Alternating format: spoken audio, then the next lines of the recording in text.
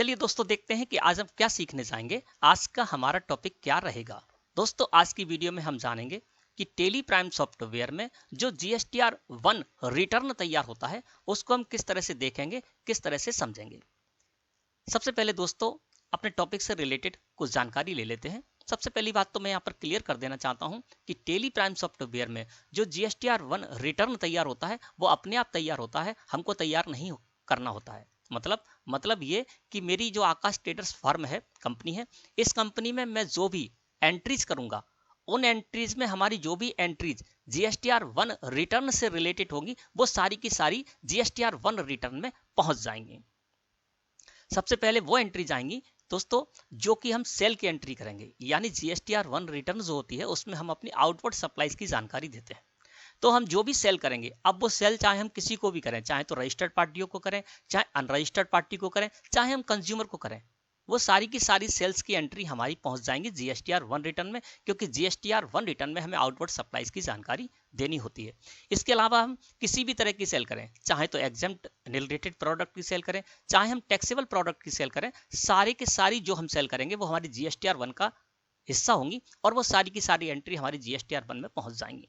इसके अलावा as a supplier मैं अपने बायर के लिए कोई भी क्रेडिट नोट या डेबिट नोट इश्यू करता हूं तो वो भी हमारे GSTR 1 रिटर्न का हिस्सा होती है। तो ये जो हमारी डेबिट और क्रेडिट नोट की एंट्री होंगी ये भी अपने आप GSTR 1 रिटर्न में पहुंच जाएंगी, है ना। अब ये जो हमारी सारी एंट्री है आउटवर्ड सप्लाई से रिलेटेड, है ना, तो जो भी एंट्री हमारी पहुंचेंगी GSTR 1 रिटर्न में वो दोस्तों कंसोलिडेट नहीं जाती हैं, वो वहां पर टेबल वाइज, टाइल्स वाइज वहां पर बाइफरगेट होती हैं। अलग अलग जो टेबल हैं उनमें हमारी अलग अलग तरह की एंट्रीज आती हैं और ये सारा कार्य टेली प्राइम सॉफ्टवेयर स्वयं करता है, ये हमको नहीं करना होता है। तो आज की वीडियो में हम बताएंगे आपको कि किस तरह आपको GSTR 1 रिटर्न देखना है, किस तरह से उसको समझना है। इसके अलावा मैं सहारा लूंगा GSTR 1 रिटर्न जब हम GST पोर्टल पर अपलोड करने के लिए जाते हैं, फाइल करने के लिए जाते हैं, तो वहां पर जो टेबल होती हैं उन टेबल का सहारा लेकर भी आपको बताऊंगा कि किस तरह से आपको ये टॉपिक समझना है। तो सबसे पहले तो हम क्या करते हैं दोस्तों कि यहाँ पर मैंने क्या किया है, मई महीने में मैंने कुछ एंट्रीज की हैं और उन एंट्रीज के आधार पर मेरा GSTR 1 रिटर्न तैयार हो गया होगा। चलिए उसको देखते हैं। तो जब भी आपको GSTR 1 रिटर्न देखना है तो आपको गेटवे ऑफ टेली मुख्य मेन्यू है, यहाँ से आपको नीचे आना है। सबसे नीचे आपको लिखा हुआ मिलेगा डिस्प्ले मोर रिपोर्ट्स। आपको डिस्प्ले मोर रिपोर्ट्स को सिलेक्ट करके एंटर प्रेस करना है। आप आ जाएंगे डिस्प्ले मोर रिपोर्ट्स में। यहाँ पर आने के बाद आपको जाना होगा GST रिपोर्ट्स में। तो मैंने GST रिपोर्ट्स को सिलेक्ट किया और एंटर प्रेस किया। दोस्तों हम आ गए GST रिपोर्ट्स में।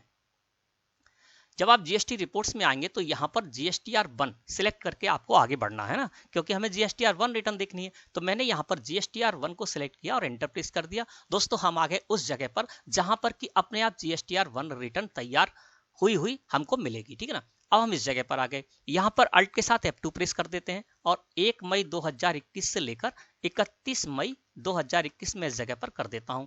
तो जिस भी पीरियड की आपको GSTR 1 रिटर्न देखनी है आप वो पीरियड इस जगह पर कर दीजिए, है ना। अब मेरी जो कंपनी है आकाश ट्रेडर्स, इसके लिए मैं क्या करता हूं, मंथली फाइल करता हूं GSTR 1 रिटर्न। तो यहाँ पर मई मंथ की मुझे GSTR 1 रिटर्न देखनी है, तो पीरियड मैंने कर दिया 1 मई 2021 से लेकर 31 मई 2021 और मैंने एंटर प्रेस कर दिया। जैसे ही मैंने एंटर प्रेस किया तो देखिए यहाँ पर GSTR 1 रिटर्न हमको तैयार है, वो मिल रही है ना। अब यहाँ पर हम इसको समझेंगे कि किस तरह से आपको इसको समझना है और मैं आपको ये भी बताऊंगा कि यहाँ पर जो भी हमारी एंट्रीज हैं वो GSTR 1 रिटर्न जब हम फाइल करने जाते हैं तो कौन सी टेबल में हमारी कौन सी एंट्रीज आएगी। तो मैं इसको जूम कर देता हूं जिससे कि आपको अच्छे से समझ में आ जाए। देखिए सबसे ऊपर देखेंगे तो यहाँ पर टेली प्राइम EDU लिखा हुआ है, इसके नीचे लिखा है GSTR 1 और हमारी कंपनी का GST भी इसके नीचे सो रहा है। अब इसको हमें समझना है। सबसे पहले हम आएंगे पर्टिकुलर्स में, तो यहाँ पर टोटल वाउचर्स आपको लिखा हुआ मिल रहा है। टोटल वाउचर्स के सामने जाएंगे तो यहाँ पर लिखा हुआ मिल रहा है 37। इसका मतलब क्या है कि 1 मई 2021 से लेकर 31 मई 2021 के बीच में मैंने टोटल 37 एंट्री की है, ठीक है ना। अब यहाँ पर इंक्लूड इन रिटर्न नीचे आएंगे तो इंक्लूड इन रिटर्न इसमें 35 हो रहा है ना। इसका मतलब क्या है कि इस पीरियड में मैंने 37 एंट्री की टोटल, जिसमें से 35 एंट्री ऐसी थी जो कि हमारे GSTR 1 रिटर्न का हिस्सा बनना थी, तो वो बन गई, यानी 35 एंट्री हमारी इसमें शामिल है। आउटवर्ड सप्लाई से रिलेटेड ही हमारी 35 एंट्री होंगी, इसलिए ये हमारी इसमें शामिल हुई है GSTR 1 रिटर्न में। यहाँ पर है include in HSN SAC summary, तो जो हमारी 3500 एंट्री है उसमें HSN समरी यहाँ पर इंक्लूड है, यानी जो भी मैंने प्रोडक्ट सेल किए हैं उन सब में मैंने HSN कोड डाल रखा है ना, तो वो भी इस जगह पर आपको मिल रहा है। अब यहाँ पर इनकम्प्लीट इन्फॉर्मेशन HSN समरी में 0 आ रहा है, इसका मतलब कोई भी हमारी 35 एंट्री में कोई भी एंट्री ऐसी नहीं है ना। यहाँ ऐसा होता है कि जैसे include in HSN SAC summary में 30 होता है ना, और यहाँ पर होता है इनकम्प्लीट इन्फॉर्मेशन HSN में 5, तो इसका मतलब क्या है कि 5 हमारी एंट्री ऐसी है ना, जिनमें कि मैंने जो भी प्रोडक्ट सेल किया है या जो भी आउटवर्ड सप्लाईज दी है उसमें मैंने HSN कोड सेलेक्ट नहीं किया, सेट नहीं किया है ना, तो हम यहाँ से एंटर प्रेस करके जाएंगे और उसको सुधार लेंगे, ठीक है ना। तो यहाँ पर 0 है, इसका मतलब मेरी 3535 एंट्री है और वो HSN समरी से रिलेटेड है, और HSN समरी मैंने उसमें डाल रखी है, दे रखी है HSN से रिलेटेड जानकारी।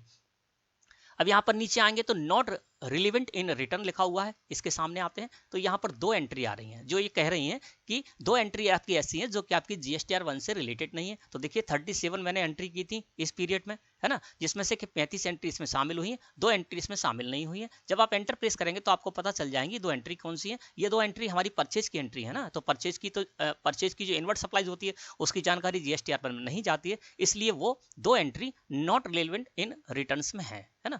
अब हम नीचे आते हैं तो यहाँ पर है अनसर्टेन ट्रांजैक्शन, इस जगह देखेंगे तो 0 शो हो रहा है।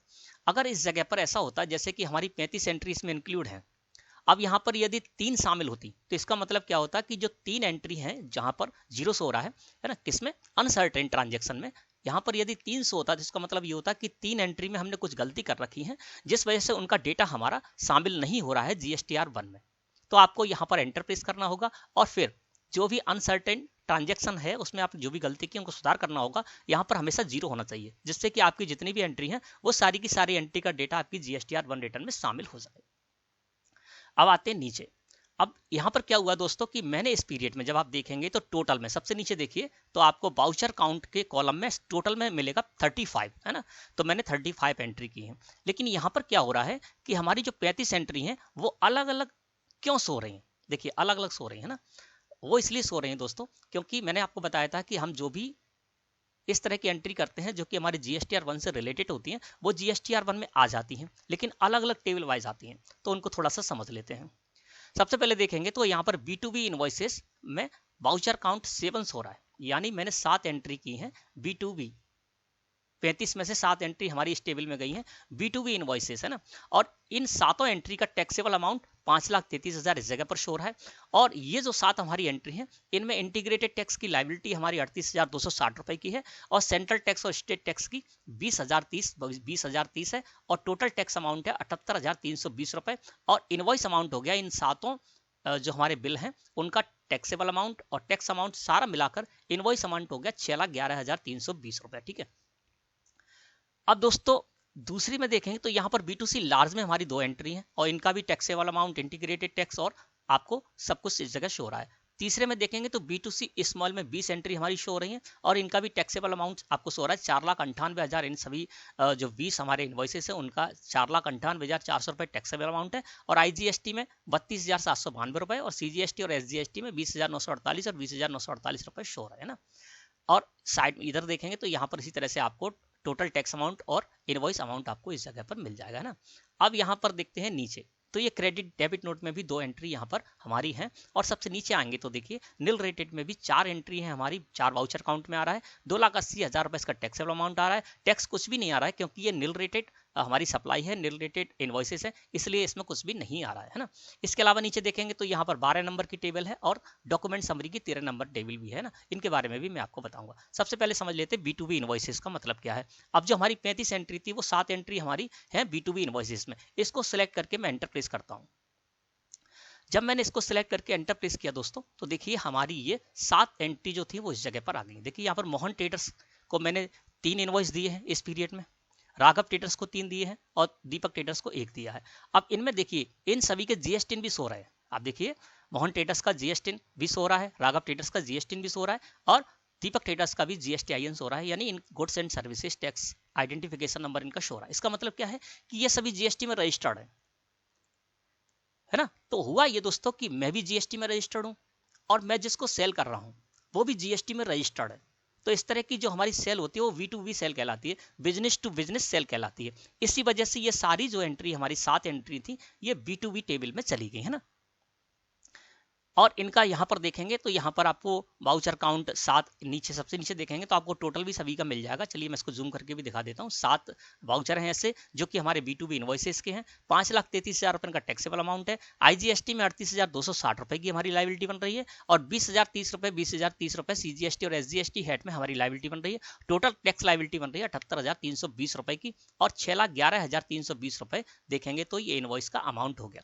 लाइबिलिटी मैं इसलिए कह रहा हूं दोस्तों कि आउटवर्ड सप्लाईज पर हम जो भी टैक्स अमाउंट आता है वो हमारी लाइबिलिटी होती है ना। तो 38,260 रुपये हमारी लाइबिलिटी है IGST हेड की और 20,030 रुपये 20,030 रुपये CGST और SGST की हेड की हमारी लाइबिलिटी है।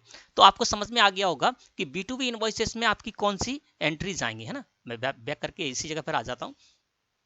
तो दोस्तों B2B इनवॉइसेस में हमने जो भी सेल्स की एंट्री की उनमें से जो भी हमने रजिस्टर्ड पार्टियों को सेल की, है ना, वो हमारी B2B सेल कहलाएगी और ये हमारी B2B सेल आ गई यहाँ पर B2B इनवॉइसेस के कॉलम में 7 हमको इस जगह पर शो रहे हैं ना। तो आपको समझ में आ गया होगा कि B2B इनवॉइसेस में आपके कौन से इनवॉइसेस शामिल किए जाएंगे, है ना।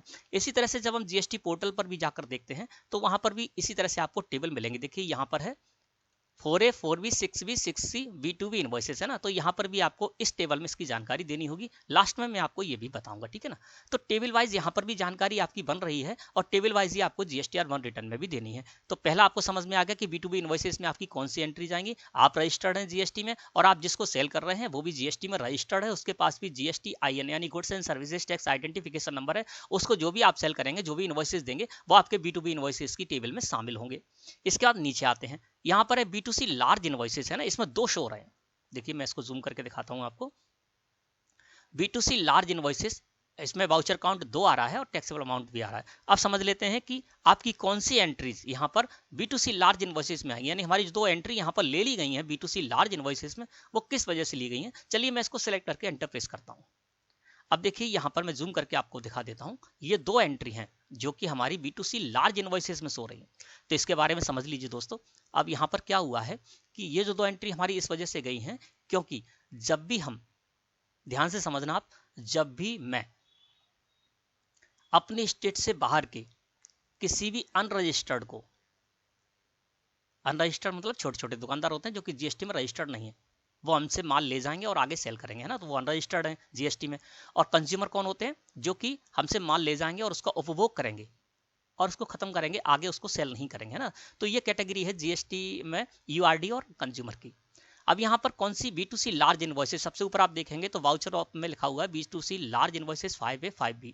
तो ये 2 एंट्री हमारी क्यों आई है B2C लार्ज इनवॉइसेस में, वो इसलिए आई है दोस्तों क्योंकि जब भी मैं या जब भी आप अपनी स्टेट से बाहर के किसी भी अनरजिस्टर्ड या कंज्यूमर को इनवॉइस देते हैं और उस इनवॉइस की वैल्यू 2,50,000 रुपए से ज्यादा होती है, वो एंट्री आपकी इसमें आ जाएंगी B2C लार्ज इनवॉइसेस में। देखिए यहाँ पर अंकित किराना स्टोर को जो मैंने सेल की है उसका इनवॉइस अमाउंट है 2,51,776 रुपए, यानी लास्ट अमाउंट जो होता है उसको हम बोलते हैं इनवॉइस अमाउंट, इनवॉइस वैल्यू, ठीक है।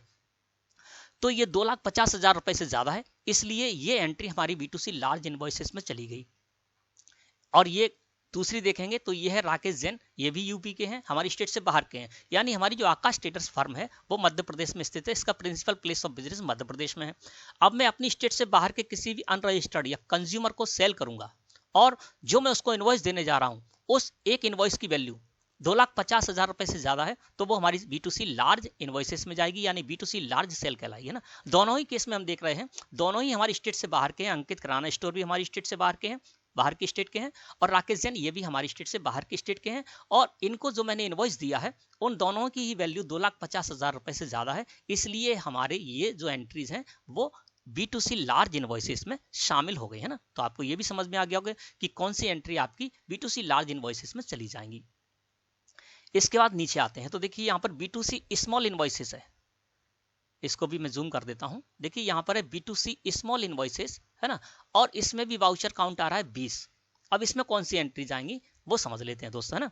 अब यहाँ पर क्या होगा दोस्तों कि ये जो B2C लार्ज इनवॉइसेस में जो आपकी एंट्री जाएगी, है ना, उसके अलावा आप अपने कंज्यूमर और अनरजिस्टर्ड को जो भी सेल करेंगे, जो भी सप्लाई करेंगे, जो भी इनवॉइस देंगे, वो आपके B2C स्मॉल इनवॉइसेस में जाएंगे, ठीक है ना।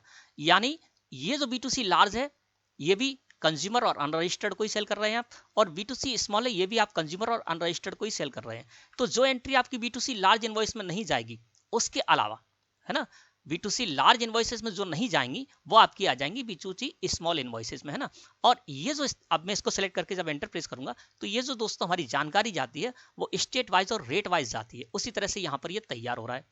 अब B2C जो भी मैंने सेल की है, यानी कौन सी सेल की है, कंज्यूमर और अनरजिस्टर्ड को सेल की है, इसमें कौन कौन सी सेल आ जाएंगी। मैंने आपको बताया B2C लार्ज इन्वॉइसेस में जो सेल नहीं जाएगी वो आपकी सारी की सारी B2C स्मॉल में आ जाएगी। यानी आप अपनी स्टेट के किसी भी अनरजिस्टर्ड या कंज्यूमर को सेल करते हैं, कितने की भी सेल करें, 2 लाख का इनवॉइस दें, 3 लाख का इनवॉइस दें, 10 लाख का इनवॉइस दें या 2000 का इनवॉइस दें, वो सारे के सारे आपके इसी में आ जाएंगे ना।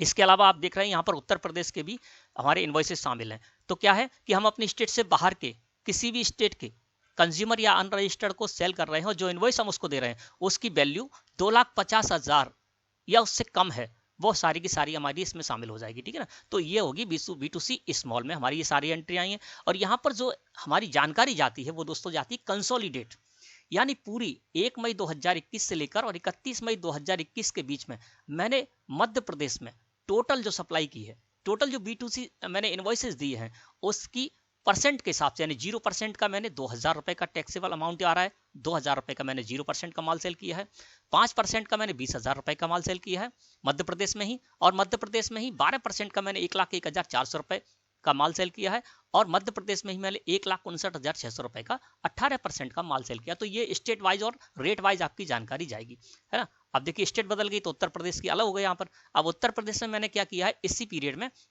अपनी स्टेट से बाहर की जो स्टेट है वहां के लोगों के लिए मैंने जो सेल की है अनरजिस्टर्ड और कंज्यूमर को, उसमें उत्तर प्रदेश में मैंने 5% वाला जो प्रोडक्ट है वो सेल किया, 16,000 रुपए का उसकी टैक्सेबल वैल्यू है। 65,000 रुपए 12% की उत्तर प्रदेश में मैंने सेल किए तो वो इस जगह पर आ रही है। और उत्तर प्रदेश में ही मैंने उत्तर प्रदेश के जो भी अनरजिस्टर्ड और कंज्यूमर थे उनको मैंने 18% का जो टोटल माल सेल किया है 1 मई 2021 से लेकर और 31 मई 2021 के बीच में, उसकी टैक्सेबल वैल्यू है 1,34,400 रुपए। और टैक्स अमाउंट के कॉलम में आपको टैक्स अमाउंट भी शो हो रहा है और नीचे देखेंगे तो टोटल भी आपको इस जगह पर शो हो जाएगा ना। तो आपको ये समझना है कि B2C स्मॉल में आपकी कौन सी एंट्री जाएंगी, आपको समझ में आ गया होगा। सीधी सी बात है, आप अपने जो भी आपके ग्राहक हैं वो अनरजिस्टर्ड है, कंज्यूमर है ना, चाहे आपकी स्टेट के हों, आपकी स्टेट के हैं तो आप उनको कैसी भी सेल कीजिए, कितने का भी इनवॉइस दीजिए, वो सारी इसमें आएंगी B2C स्मॉल में। और अपनी स्टेट से बाहर के जो भी आपके बायर हैं अनरजिस्टर्ड और कंज्यूमर, उनको 2.5 लाख रुपए तक की सेल करते हैं, है ना, तो वो आपकी इसी में जाएगी B2C स्मॉल इनवॉइसेस में। और ये जो टेबल है अभी मैं आपको बताऊंगा टेबल वाइज भी, तो उसमें जानकारी किस तरह से जाएगी, वो जाएगी स्टेट वाइज और परसेंटेज वाइज, है ना। टोटल यहाँ आपको इनवॉइस नहीं देना है, कंसोलिडेट जानकारी जाएगी। कोई भी आपको ये नहीं बताना कि आपने कितने इनवॉइस दिए हैं या किस किस को दिए, ये कुछ नहीं बताना, सीधे के सीधे आपकी स्टेट वाइज और GST रेट वाइज आपकी जानकारी जाएगी। एस्केप की प्रेस करके फिर मैं इसी जगह पर आ जाता हूँ। अब दोस्तों हमने B2B इनवॉइसेस समझ लिया, B2C लार्ज इनवॉइसेस समझ लिया, B2C स्मॉल इनवॉइसेस या इस तरह की सेल समझ ली। अब दोस्तों है credit debit note registered 9V, इसमें कौन सी एंट्री गई है, चलिए वो भी देख लेते हैं। अब मैं इसको सेलेक्ट करके एंटर प्रेस कर देता हूं। अब देखिए इसमें 2 एंट्रीज हमारी इस जगह पर शो है। तो मैंने आपको बताया था कि एज ए सप्लायर आप जो भी क्रेडिट नोट या डेबिट नोट इशू करेंगे बायर के लिए वो आपके GSTR1 का हिस्सा होते हैं। तो यहाँ पर क्या हुआ है कि राघव ट्रेडर्स और दीपक ट्रेडर्स, है ना, इन दो को मैंने यहाँ पर क्रेडिट नोट इशू किए थे, है ना, 2 मई और 31 मई को, तो इसलिए ये आ रहा है इस जगह पर, है ना।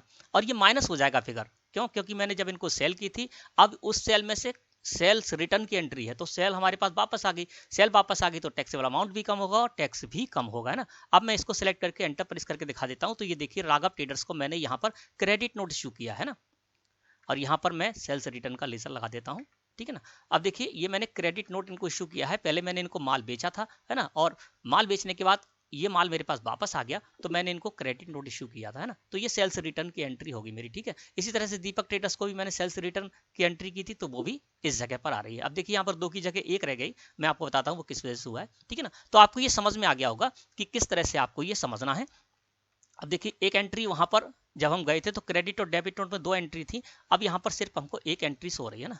वो इसलिए क्योंकि एक एंट्री हमारी कहाँ पहुंच गई, अनसर्टेन ट्रांजैक्शन में पहुंच गई। चलिए उस जगह पे भी जाते हैं। देखिए अनसर्टेन ट्रांजैक्शन में यहाँ पर पहले 0 हो रहा था, ये एंट्री हमारी अनसर्टेन में आ गई, यानी इसमें कुछ मिसमैच है। चलिए इसको सही कर लेते हैं। और देखिए मैं आपको बता देता हूं, जब आप टेली प्राइम सॉफ्टवेयर को सीखने की कोशिश कर रहे हैं, आप एजुकेशनल वर्जन में कार्य कर रहे हैं, तो आप क्या करते हैं, जब पार्टियों के लेजर बनाते हैं तो पार्टियों के लेजर बनाते समय आपको जीएसटी भी डालना पड़ता है वहां पर। यदि आप रजिस्टर्ड पार्टी का लेजर बना रहे हैं प्रैक्टिस के लिए, तो आप कुछ भी जीएसटी नंबर डाल देते हैं। इसीलिए तरह से मैंने यहाँ पर कुछ भी जीएसटी डाल रखा है ना, तो वो हमको यही बताया जा रहा है इस जगह पर। तो हम क्या करेंगे, हमारी एक एंट्री यहाँ पर पहुंच गई, यानी इसका जो डेटा था वो हमारी नीचे जो टेबल है उनमें शामिल नहीं हुआ, तो इसको हमें यहाँ से हटाना होगा। तो इसको सिलेक्ट करके मैंने एंटर प्रेस किया, यहाँ आएंगे, नीचे आ जाएंगे, इनफॉर्मेशन रिकॉर्ड फॉर, चलिए मैं इसको जूम करके दिखा देता हूँ। यहाँ हमको पता चल जाएगा कि कितने नंबर ऑफ बाउचर हमारे इनकम्प्लीट मिसमैच में है। देखिए यहाँ पर 1 सो रहा है ऊपर, है ना, और नीचे देखेंगे तो हमको ये भी पता चल जाएगा किस वजह से हमारी ये मिसमैच में जा रही है। Information required for generating table wise details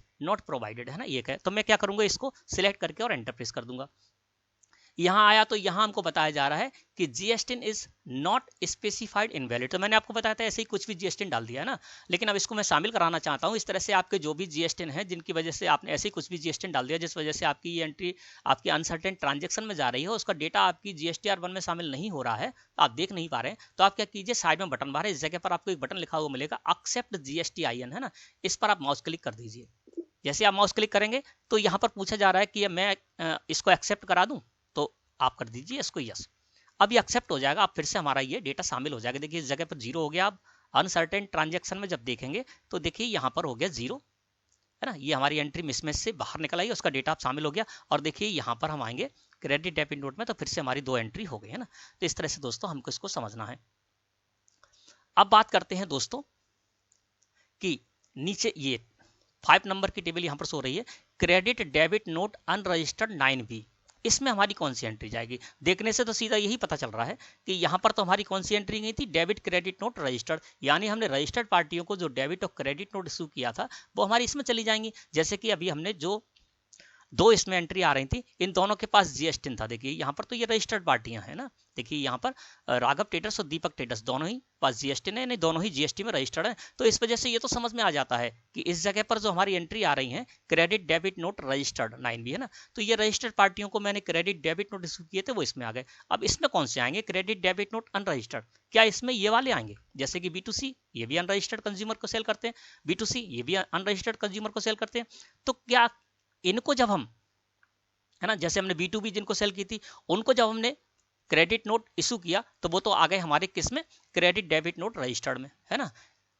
अब इनको जब हम करेंगे, जैसे B2C लार्ज है, B2C स्मॉल है, क्या इनको जब हम डेबिट नोट और क्रेडिट नोट इशू करेंगे वो हमारे आएंगे इसमें। तो दोस्तों यहाँ पर आपको समझना है कि इसमें ये जो क्रेडिट डेबिट नोट अनरजिस्टर्ड है, इसमें सिर्फ और सिर्फ आपकी वही इनवॉइसेस आएंगे, यानी जिनको आप क्रेडिट डेबिट नोट इशू करेंगे ये वाली टेबल की, यानी B2C लार्ज इनवॉइसेस, आपने अपनी स्टेट से बाहर के किसी कंज्यूमर या अनरजिस्टर्ड को इनवॉइस दिया जिसकी वैल्यू 2.5 लाख रुपए से ज्यादा है ना, तो वो आपके इसमें आएंगे। और इनको जब आप कोई भी क्रेडिट नोट और डेबिट नोट इशू करेंगे वही आपके आएंगे क्रेडिट डेबिट नोट अनरजिस्टर्ड में, ठीक है ना। B2C स्मॉल इनवॉइस आपने किसी को दिया है, यानी आपने किसी को सेल की है, वो आपकी B2C स्मॉल इनवॉइसेस के अंतर्गत आ रही है, और इसको जब आप क्रेडिट और डेबिट नोट इशू करेंगे, है ना, तो वो आपको इस टेबल में जानकारी नहीं देनी है, क्योंकि वो इस टेबल का हिस्सा नहीं है। क्रेडिट डेबिट नोट अनरजिस्टर्ड इस टेबल का हिस्सा सिर्फ ये है कि B2C लार्ज इनवॉइसेस जो आपने दिए हैं उस इनवॉइसेस के अगेंस्ट जब आप क्रेडिट या डेबिट नोट इशू करेंगे वो आएंगे आपके इसके क्रेडिट डेबिट नोट अनरजिस्टर्ड की टेबल में। लेकिन B2C स्मॉल इनवॉइसेस आपने किसी को दिया है जो कि आपके इस टेबल में आ रहा है, और इनको यदि आप क्रेडिट नोट और डेबिट नोट इशू करते हैं तो वो इसी में एडजस्ट हो जाएंगे। चलिए वो भी मैं आपको दिखा देता हूं, ऐसा भी मैंने यहाँ पर एग्जांपल तैयार कर रखा है। तो B2C स्मॉल इनवॉइसेस 20 को मैंने सिलेक्ट किया और एंटर प्रेस कर दिया। अब यहाँ पर क्या करेंगे दोस्तों, मैं इसको 5% वाला इसको सिलेक्ट करता हूँ। अब देखिए इस जगह पर देखते हैं यहाँ पर हुआ क्या कि हर्षित किराना स्टोर है जो कि मेरे मध्य प्रदेश के ही हैं, मेरी ही स्टेट के हैं, है ना। तो इनको जो मैंने सेल की थी पहले 24,000 रुपए की सेल की थी, ठीक है ना, ये यहाँ पर टैक्सेबल अमाउंट में आपको 24,000 सो रहा है। अब इन्हीं को मैंने क्या किया, हर्षित किराना स्टोर को ही मैंने क्रेडिट नोट इशू किया, तो ये इसी में सेटअप हो जाएगा, इसी में एडजस्ट हो जाएगा, आपको अलग से जानकारी नहीं देनी है, इसके लिए कोई अलग से टेबल नहीं है। B2C स्मॉल इनवॉइसेस जो भी होंगे आपके, है ना, उनके एवज में उन इनवॉइस के अगेंस्ट जब भी आप क्रेडिट और डेबिट नोट इशू करेंगे तो यहीं से नेट ऑफ हो जाएंगे, आपको अलग से कुछ नहीं करना है ना। अब देखिए यहाँ पर क्या किया, हर्षित किराना स्टोर को मैंने सेल की थी, फिर मेरे पास सेल्स रिटर्न आ गई तो मैंने क्रेडिट नोट इनको इशू किया, तो वो देखिए यहीं से माइनस हो गया, यानी 24,000 रुपए का मैंने इनको माल बेचा था, 8,000 रुपए का वापस आ गया, तो यहीं पर माइनस हो गया, यानी इसी में आपका कम ज़्यादा जो भी होगा क्रेडिट डेबिट नोट का आपका यही इफेक्ट पड़ेगा। और नीचे आकर देखेंगे तो देखिए यहाँ पर 20,000 रुपये अमाउंट सो रहा है, टैक्सेबल अमाउंट, जबकि ये 28,000 था, है ना। इन सबको यदि टोटल कर देंगे 8,000 को हटाकर तो ये 28,000 हो जाएगा, तो 8,000 इसी में माइनस हो गया, तो इसी में आपका सेट ऑफ हो जाएगा, इसी में आपका नेट ऑफ आपको जानकारी देनी है। मैं बाहर आ जाता हूँ यहाँ पर फिर से, ठीक है ना। अब मैं इस जगह फिर से आ गया, तो आपको समझ में आ गया होगा कि ये जो टेबल है क्रेडिट डेबिट नोट अनरजिस्टर्ड वाली, ये सिर्फ B2C लार्ज इनवॉइसेस वालों के लिए है। इनके अगेंस्ट जब आप क्रेडिट डेबिट नोट इशू करेंगे वो इसमें आएंगे, और B2C स्मॉल इनवॉइसेस हैं उनके लिए जब आप क्रेडिट डेबिट नोट इशू करेंगे तो इसी में से ये माइनस और प्लस हो जाएंगे, ठीक है ना। इसी तरह से आपको जानकारी देनी है। अब जान लेते हैं दोस्तों यहाँ पर नील रेटेड के बारे में, है ना। अब देखिए यहाँ पर एक्सपोर्ट इनवॉइसेस है, तो जो आप अपनी इंडिया अपनी जो कंट्री है उससे बाहर जो एक्सपोर्ट करते हैं वो यहाँ पर आएंगे। मेरे केस में ऐसा कुछ भी नहीं है। टैक्स लाइबिलिटी, एडवांस रिसीप्ट और एडजस्टमेंट ऑफ एडवांस, ये कुछ भी मेरे इस केस में नहीं है, तो मैं इसको छोड़ देता हूँ। यहाँ पर मैं आता हूँ 9 नंबर पर नील रेटेड इनवॉइसेस। अब इसको समझना आपके लिए बहुत जरूरी है ना, कि इसमें कौन से आपके इनवॉइसेस जाएंगे, है ना। अब दोस्तों होता ये है कि इसमें आपके वो इनवॉइसेस जाएंगे चाहे आप, है ना, यहां पर नील रेटेड लिखा हुआ है, यानी आपके ऐसे प्रोडक्ट हैं जो नील रेटेड है, जिन पर कोई भी जीएसटी रेट नहीं है, या एग्जेम्प्ट है तो उन पर भी कोई जीएसटी टैक्स नहीं होता। तो जो आपके नील रेटेड और एग्जेम्प्ट जो है आप सप्लाई किए जिन जिनको भी आपने, वो आपके इसमें आएंगे। लेकिन ये थोड़ा ध्यान से समझना है। अब होगा क्या कि यहाँ पर जो 4 इनवॉइसेस हैं, इन चारों इनवॉइसेस में मैंने क्या किया, सिर्फ और सिर्फ नील रेटेड और एग्जेम्प्ट सप्लाई की है, इसलिए वो इसमें आ गए।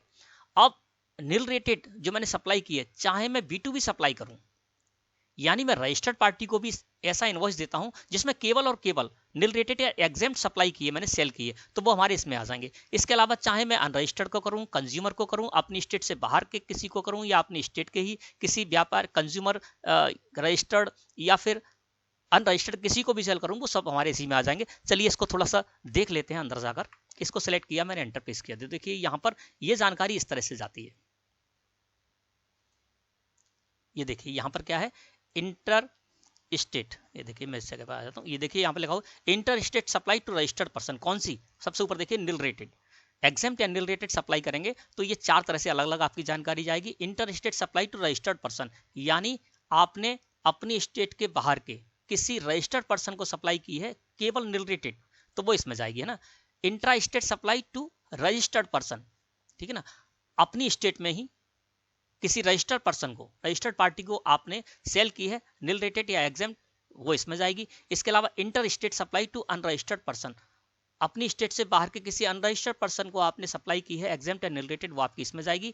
और इंट्रा स्टेट, अपनी स्टेट के किसी अनरजिस्टर्ड पर्सन को सेल की है तो वो इसमें आपकी जाएगी, है ना। इंटर स्टेट और इंटर स्टेट आपको समझना है इस तरह से ना। अब ये क्या होता है दोस्तों, ये इसमें कौन सी जाएगी, चलिए मैं वो भी आपको दिखा देता हूँ। जैसे कि ये एंट्री है हमारी, ठीक है ना, यहाँ पर क्या लिखा हुआ है, inter state supply to registered person, यानी मैंने अपनी स्टेट के रजिस्टर्ड पर्सन को सप्लाई की है। अब इसको जब हम सेलेक्ट करके एंटर प्रेस करेंगे, देखिए मैंने एंटर प्रेस किया तो ये देखिए यहाँ पर ये जो सेल आई है, ये मैंने रजिस्टर्ड पार्टी को सेल की है ना। तो आप कहेंगे आपने तो अभी बोला था कि रजिस्टर्ड पार्टी को जब आप सेल करेंगे तो आपकी B2B इनवॉइसेस में जाएगी, बिल्कुल सही बोला था। वो आपका कौन सा इनवॉइस जाएगा, जिसमें कि आपने टैक्सेबल प्रोडक्ट सेल की है।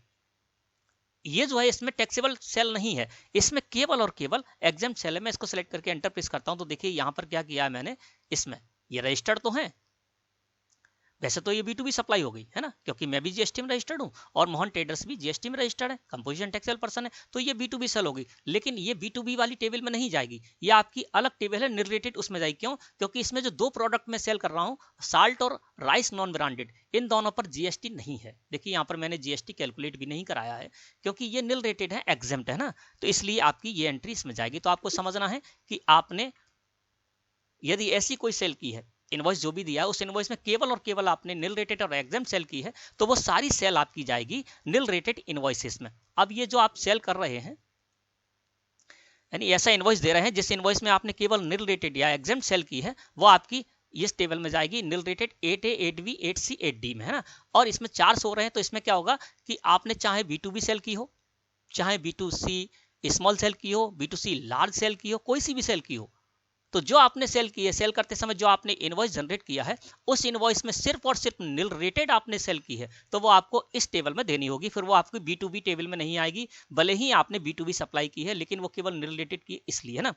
और इसमें भी देख लीजिए, मैं आपको बताता हूं, जैसे कि ये मैंने 7 इनवॉइसेस दिए हैं यहाँ पर, है ये कौन से B2B इनवॉइसेस हैं और हमारी कौन सी टेबल में शामिल है, B2B टेबल में शामिल है। चलिए मैं आपको जूम करके दिखा देता हूं। जैसे कि ये 7 इनवॉइस है ना, ये B2B में शामिल हुए, यानी रजिस्टर्ड पार्टी को मैंने सेल की। अब इसको सिलेक्ट करके एंटर प्रेस करते हैं, तो यहाँ पर देखिए कि मैं यदि आपको यहाँ पर दिखाना चाहूँ तो देखिए मैं इस एंट्री को खोल देता हूँ। ये अब इसमें क्या हुआ है, ये हमारी B2B में शामिल है। क्यों शामिल है, क्योंकि इसमें क्या है कि मैंने टैक्सेबल सेल भी की है, यानी जो हमारा सुपारी स्टॉक आइटम है, शुगर स्टॉक आइटम है, आमंड्स स्टॉक आइटम है, ये टैक्सेबल है। लेकिन साल्ट इसमें एग्जेम्प्ट है, नील रेटेड है। लेकिन मैंने क्या किया, इसमें टैक्सेबल के साथ में सेल की है, इसलिए हमारी B2B में जा रही है। अगर हम चार मान लीजिए स्टॉक आइटम ऐसे सेल करने जा रहे हैं, 4 प्रोडक्ट ऐसे सेल करने जा रहे हैं जो कि एग्जेम्प्ट है, और उसमें यदि मैंने एक भी टैक्सेबल सप्लाई वाला प्रोडक्ट डाल दिया और उस पर टैक्स कैलकुलेट करा दिया, तो फिर वो क्या होगा, हमारी B2B में चला जाएगा, है ना। तो आपको समझ में आ गया होगा कि B2B अगर आप रजिस्टर्ड पार्टी को सेल करते हैं तो B2B में आपकी कौन सी सप्लाई जाएगी, जिसमें कि आपने जो भी इनवॉइस दिया है रजिस्टर्ड पार्टी को, उसमें टैक्सेबल सेल भी है साथ में, भले ही नील रेटेड एग्जेम्प्ट है लेकिन उसमें टैक्सेबल सेल भी शामिल है, तो फिर वो आपकी B2B में चली जाएगी, है ना। और यदि आप रजिस्टर्ड पार्टी को सेल करते हैं और ऐसा इनवॉइस देते हैं जिसमें कोई भी टैक्सेबल सप्लाई नहीं की गई, कोई भी टैक्सेबल प्रोडक्ट आपने सेल नहीं किया, केवल नील रेटेड और एग्जेम्प्ट सेल की है,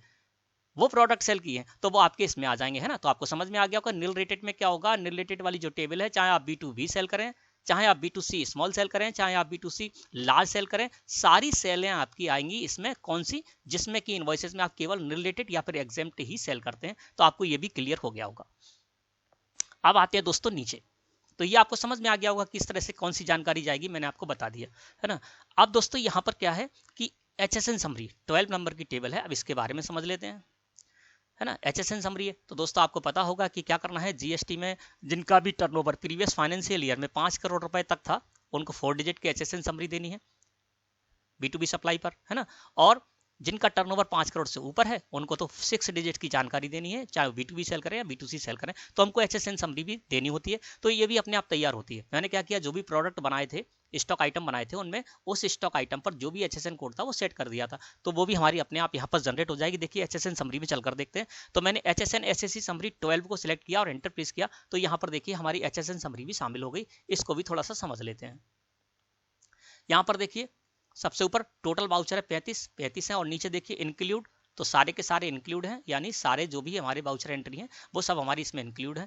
अब देखिए ये हमें जानकारी देनी होती है HSN कोड की भी, है ना। इसकी भी टेबल है, अभी मैं आपको टेबल भी बताऊंगा, GSTR 1 रिटर्न की टेबल, है ना। तो यहाँ पर क्या होता है, HSN कोड की जानकारी देनी होती है। तो देखिए 0802, 1006, 1701, 2106, 2501, तो 5 यहाँ पर HSN कोड वाले प्रोडक्ट है जो कि मैंने सेल किया है। कंसोलिडेट यहाँ पर जानकारी आ जाती है, यानी 0802 1 मई 2021 से लेकर 31 मई 2021 के बीच में मैंने 0802 HSN कोड वाले जो भी प्रोडक्ट हैं उनकी टोटल जितनी भी मैंने यहाँ पर सेल की है वो यहाँ पर आ जाएगी। अब ये जानकारी कैसे जाती है, HSN कोड वाइज जाती है। सबसे पहले आपको HSN कोड देना होगा वहाँ पर, है ना। फिर आपको डिस्क्रिप्शन देना होगा, है ना। इसके बाद क्या है, आपको यूनिट क्वांटिटी कोड बताना होगा, जैसे यहाँ पर किलोग्राम शो हो रहा है। इसके अलावा आपको टोटल क्वांटिटी बतानी होगी, जैसे कि 0802 की यहाँ पर 3290 क्वांटिटी आ रही है ना। तो 3290 किलोग्राम मैंने बेचा था, तो टोटल क्वांटिटी भी आपको देनी होगी। इसके अलावा आपको टैक्सेबल अमाउंट भी देना होगा, जैसे 0802 में यहाँ पर 4,27,000 सो रहे हैं, तो 4,27,000 रुपए हमको वहाँ पर डालने होंगे, है ना। अब ये नहीं है कि 0802 के आपके 10 बार देना पड़ेगी, आपको एक ही बार पूरी कंसोलिडेट जानकारी आ जाएगी, यानी 0802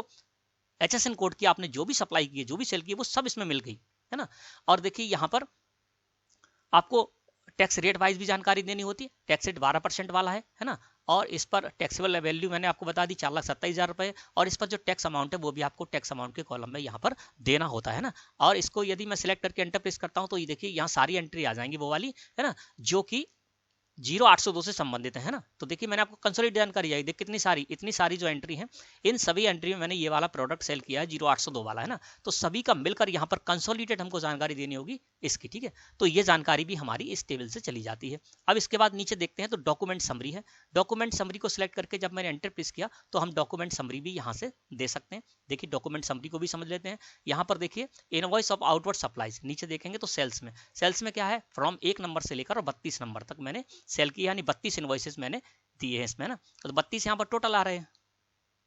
नेट इशूड में 32 आ रहा है। इसके बाद नीचे देखेंगे तो यहाँ पर क्रेडिट नोट में अलग से जानकारी जा रही है। क्रेडिट नोट में फ्रॉम 1 से लेकर 3 तक, यानी 1 से लेकर 3 तक मैंने क्रेडिट नोट 3 इशू किए हैं, है ना। 2 तो मैंने रजिस्टर्ड पार्टियों को इशू किए थे और एक मैंने अनरजिस्टर्ड को इशू किया था, है ना। तो ये 3 के 3 इस जगह पर आ रहे हैं और यहाँ पर 3 आ रहा है। और नीचे देखेंगे तो नेट मैंने जो यहाँ पर इशू की है वो सारी की सारी जानकारी आपकी इससे चली जाएगी, है ना। तो आपको ये समझ में आ गया होगा कि जीएसटीआर 1 रिटर्न जो तैयार हुई है उसमें किस तरह से तैयार होती है, ये टेबल वाइज अलग अलग जानकारी होती है। अब ये किस तरह से जीएसटी पोर्टल पर जाएगी, चलिए वो भी आपको बता देते हैं। अब दोस्तों होगा क्या, यहीं से हम क्या करेंगे, है ना, ये बहुत आसान तरीका होता है। आप सॉफ्टवेयर का यूज कर रहे हैं तो उसका यही तो फायदा है। अब यहीं से क्या करते हैं, हम जेसन फाइल जनरेट कर लेते हैं। वो मैं आपको अगली वीडियो में बताऊंगा किस तरह से आपको जेसन फाइल जनरेट करनी है। अब यहाँ पर जो मैंने एंट्रीज की, केवल एंट्री के आधार पर अपने आप जीएसटीआर 1 रिटर्न तैयार हो गया। जो हमारी एंट्री जिस टेबल में जानी थी, जिस टाइल्स में जानी थी, अपने आप पहुंच गई, है ना। और यहीं से मैं क्या करूंगा, एक जेसन फाइल जनरेट करूंगा और जेसन फाइल जनरेट कर सेकंडों में जेसन फाइल जनरेट हो जाती है। जेसन फाइल जनरेट करूंगा, फिर मैं जीएसटी पोर्टल पर जाऊंगा और जीएसटी पोर्टल पर मैं चूज फाइल, वहां पर ऑप्शन आता है, उसमें भी ये जो जेसन फाइल जनरेट करूंगा उसको वहां पर अपलोड कर दूंगा। अपलोड कर दूंगा तो ये सारा का सारा डेटा हमारा जिस टेबल से रिलेटेड यहाँ पर सो रहा है, जिस टेबल में सो रहा है, उसी टेबल में अपने आप पहुंच जाएगा। हम उसको मैच करेंगे और मैच करने के बाद हम मिनटों में उसको फाइल कर देंगे जीएसटीआर 1 रिटर्न को। अब चलिए टेबल बताते हैं। यहाँ पर टेबल वाइज अलग अलग हमारी जो जानकारी गई है, हमारी जो एंट्रीज गई हैं, इसी तरह से हमको जानकारी देनी होती है जीएसटी पोर्टल पर। चलिए जीएसटी पोर्टल पर जब आप जीएसटीआर 1 रिटर्न फाइल करने जाएंगे तो वहां पर मुख्य रूप से आपकी ये टेबल आएंगे। अब इसमें मोटे तौर पर आपको बता देता हूं कि किस तरह से आपको इसको समझना है। सबसे पहले देखिए 4A 4B 6B 6C B2B invoices, है ना, इसमें 98 सो रहे हैं ना। तो यहाँ पर आपको ऊपर संख्या पता चलेगी कि आपको कितने आपने इसमें पहुंचाया। जैसे देखिए यहाँ पर क्या होगा, हमारी केस में जब हम लेकर जाएंगे तो यहाँ पर हमारे B2B इनवॉइसेस 7 हैं। तो यहाँ पर ऊपर आपको राइट का निशान मिल जाएगा, इस जगह लिखा हुआ मिल जाएगा 7, है ना, यानी 7 इनवॉइसेस हमारे ऐसे हैं जो B2B के हैं ना। और इसको जब हम, ये नीला हिस्सा दिख रहा है, इस पर जब हम क्लिक करेंगे और क्लिक करके अंदर जाएंगे तो हमें सारी जानकारी वहां पर मिल जाएगी। किस तरह से जानकारी जाती है ना, हमको कुछ नहीं करना है। अपने आप उस टेबल में जब हम अंदर जाएंगे यहाँ पर तो अपने आप यहाँ पर बहुत सारे जो है कॉलम्स रहते हैं, उन कॉलम्स से अपने आप यहाँ से जानकारी चली जाएगी। ऐसी सेटिंग टेली प्राइम सॉफ्टवेयर में की गई है ना। इसके बाद आपको समझ में आ गया, B2B इनवॉइसेस में यहाँ पर 7 शो हो जाएगा, यानी 7 इनवॉइसेस मैंने मेरे B2B से रिलेटेड थे और यहाँ पर भी 7 शो रहे हैं, 7 यहाँ पर आ जाएगा। और इसके अंदर जाएंगे तो हमको इसकी पूरी जानकारी मिल जाएगी। और जब हम फाइल करने जाएंगे तो प्रीव्यू भी देखेंगे तो वहाँ पर हमको सारी जानकारी मिल जाएगी। टैक्सेबल अमाउंट कितना है, टैक्स कितना है, ये सब हम उसमें मैच कर सकते हैं। बस हमको मैच करना होता है, ठीक है ना। अब दूसरी टेबल है 5A B2C लार्ज इनवॉइसेस। तो देखिए यहाँ पर जो हमारी B2C लार्ज इनवॉइसेस वाले 2 इनवॉइसेस हैं वो इसमें चले जाएंगे और यहाँ पर ऊपर लिखकर आ जाएगा 2, है ना। तो जो लार्ज इनवॉइसेस हैं उनकी सारी फिगर इसमें चली जाएगी। जिस तरह से जानी है उस तरह से अपने आप ऑटोमेटिक चली जाएगी, हमको कुछ नहीं करना होगा, ठीक है।